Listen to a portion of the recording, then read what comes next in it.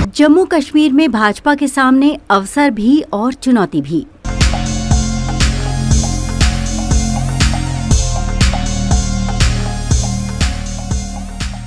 स्वागत है आपका हमारे चैनल वनडे भारत पर। आज की चुनावी चर्चा कुछ इस प्रकार है। चुनाव आयोग ने जम्मू कश्मीर और हरियाणा की विधानसभाओं के लिए चुनाव कार्यक्रम की घोषणा कर दी है। हरियाणा विधानसभा के चुनाव तो 5 साल बाद ही हो रहे हैं, लेकिन जम्मू कश्मीर के लोगों को 10 साल बाद अपने राज्य की विधानसभा चुनने का अवसर मिल रहा है। जम्मू कश्मीर को विशेष राज्य का दर्जा देने वाले भारतीय संविधान के अनुच्छेद 370 के निष्प्रभावीकरण के बाद पहली बार वहां होने वाले इन विधानसभा चुनावों पर सारे देश की नजरें टिकी हुई हैं।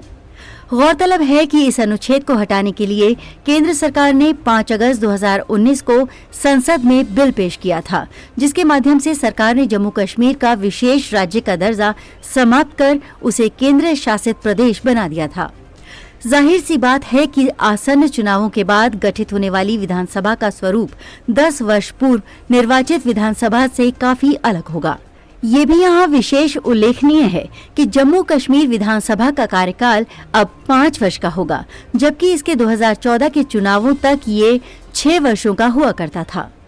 चूंकि जम्मू कश्मीर का पूर्ण राज्य का दर्जा समाप्त कर उसे केंद्र शासित प्रदेश बना दिया गया है, इसलिए वहां राज्यपाल की जगह अब उपराज्यपाल होंगे। वर्तमान में मनोज सिन्हा जम्मू कश्मीर के उपराज्यपाल हैं। 2014 में जम्मू कश्मीर में विधानसभा की 87 सीटों के लिए मतदान हुआ था। 2014 में जम्मू कश्मीर में विधानसभा की 87 सीटों के लिए मतदान हुआ था, जिनमें जम्मू की 37, कश्मीर घाटी की 46 और लद्दाख की 4 सीटें शामिल थीं। परिसीमन के बाद हो रहे जम्मू कश्मीर विधानसभा के इन चुनावों में अब 90 सीटों के लिए 3 चरणों में मतदान कराया जाएगा। इनमें जम्मू की 43 और कश्मीर की 47 सीटें शामिल हैं।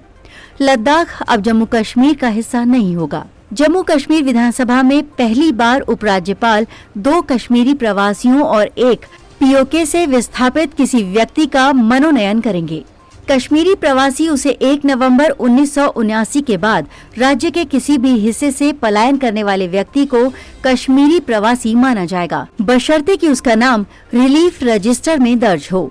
90 सदस्यों वाली जम्मू कश्मीर की नई विधानसभा में अनुसूचित जाति के लिए 7 और अनुसूचित जनजाति के लिए 9 सीटें आरक्षित होंगी।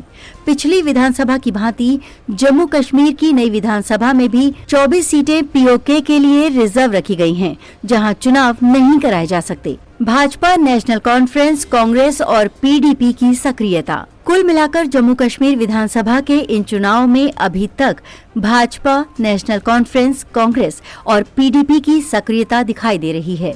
अगले कुछ दिनों में नए राजनीतिक समीकरण बन गए तो आश्चर्य की बात नहीं होगी, लेकिन अभी भाजपा सबसे आगे दिखाई दे रही है, जिसने अकेले अपने दम पर चुनाव लड़ने की घोषणा कर दी है।